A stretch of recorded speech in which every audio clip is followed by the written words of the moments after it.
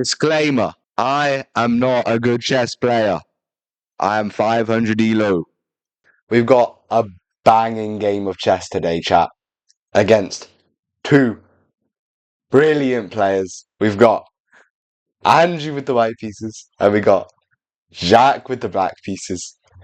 Now, this game is just truly incredible, okay? We've got some crazy stuff. Let's get into it. So Andrew kicks off the game with e4, e5, knight c3, and Jack plays c6 for, I don't know why. Maybe he was preventing this. Who knows? Who knows? Andrew plays knight f3, and Jack plays f6, protecting the pawn, but also blocks in his knight. And now that he's also played these two, he's blocked in both of his knights. It's pretty bad, you know. It's not very good if you block in your knights, you know. But Andrew plays d4, you know. You want to get into the center, you know. You want to do some funky stuff. And Jack plays knight h6, which is like not good. You know what they say? You don't want to put your knights on the edge of the board, right? Because then you can only go there and there. But why would you ever want to go there, you know? Or you could go there. But I don't know why you'd want to go there either. Andrew plays he takes e5, and Jack, instead of taking back, he goes knight g4, getting right in there, ready to take that maybe, or take that, or even take that. You know, at this level, who knows? Who knows? Anything can happen. So Andrew plays e takes f6, getting another free pawn, and so Jack takes back, finally, after losing a pawn. Andrew plays h3, trying to kick out the knight, maybe make him go back there, or maybe even here, or maybe there, or maybe there, or maybe there. Really, just like, make him leave. And so Jack goes knight e5, offering a trade, and they trade. There's a free knight there, buddy. You better take it, buddy. But no, Jack instead attacks the knight and pins his other knight to the king. Alright? Which pretty much like guarantees a knight.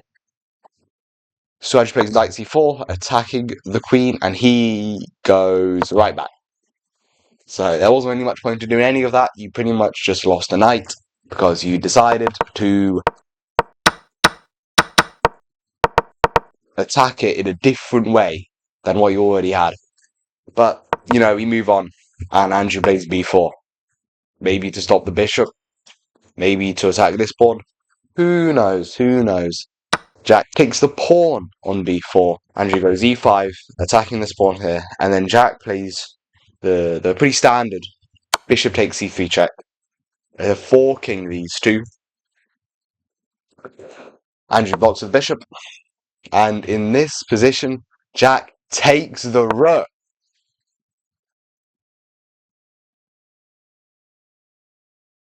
I honestly have no clue what was going through this man's brain. He probably saw this bishop attacking his bishop, and then he just like decided to like go away so then he wouldn't lose his bishop.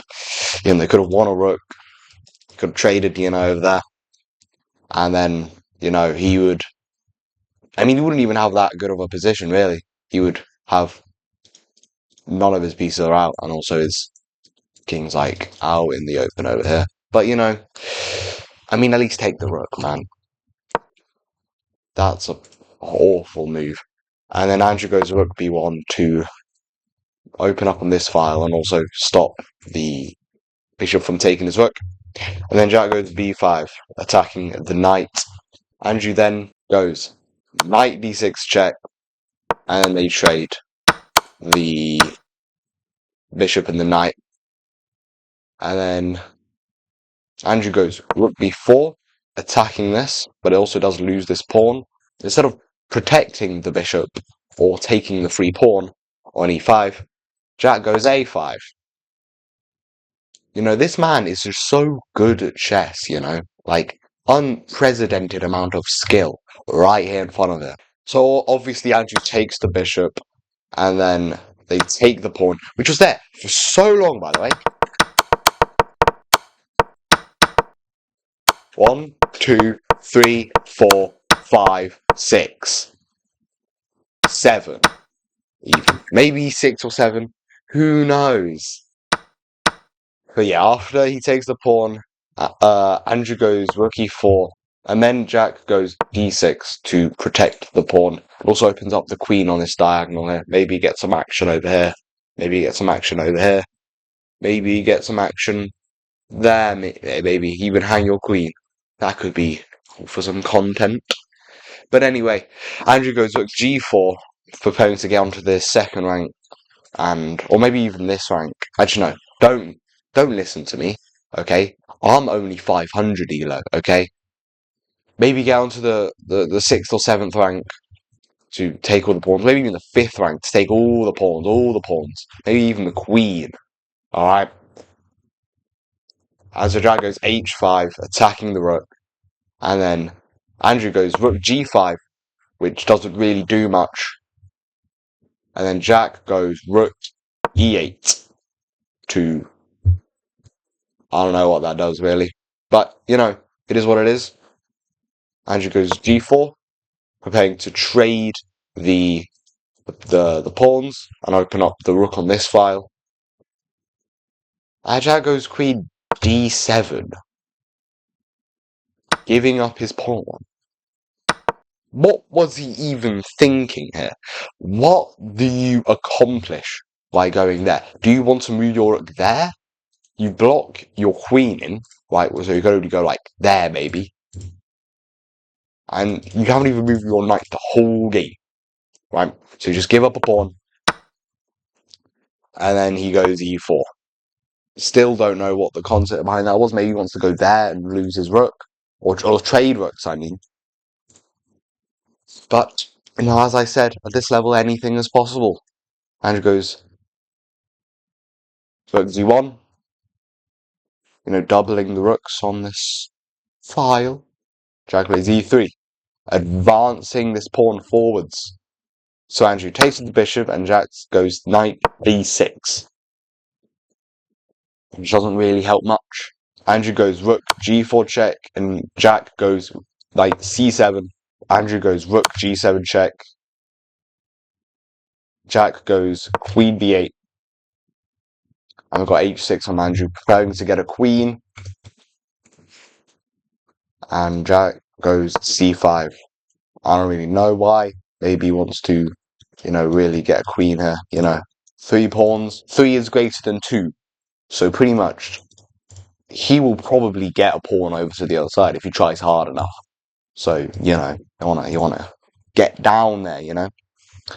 But yeah, Andrew goes rook h7, preparing to get that queen.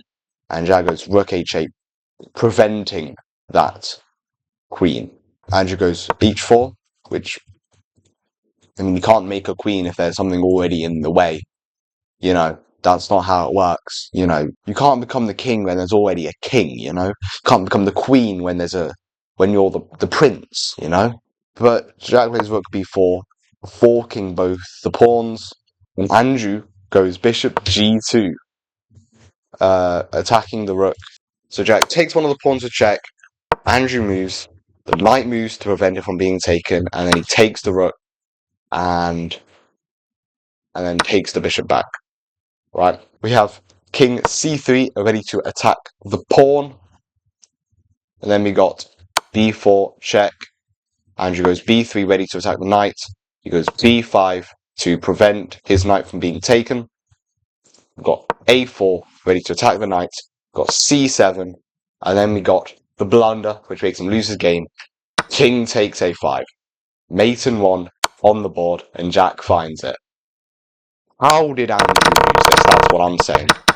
And this atrocious move, bishop d4, was honestly something that should be put in the history books. Right? But what the computer wanted Andrew to do was go rook g8, Jack takes, he takes, becomes a queen, he takes, and he's completely winning. A queen, a rook, a bishop, 3 pawns against 4 pawns and a knight will always win, okay? Jack would probably go cower behind his knight, and then Andrew would probably make this queen, right? But Andrew just got a little bit greedy. Like, if he didn't take that pawn, he would have, like, won, okay? But, so he's only 153. Sometimes you can't see these things. But, wow, this was a game to watch live, dude. Oh, my lord. The ups and downs, okay? Andrew's winning, like, the whole game, okay? Until this move. At this move here,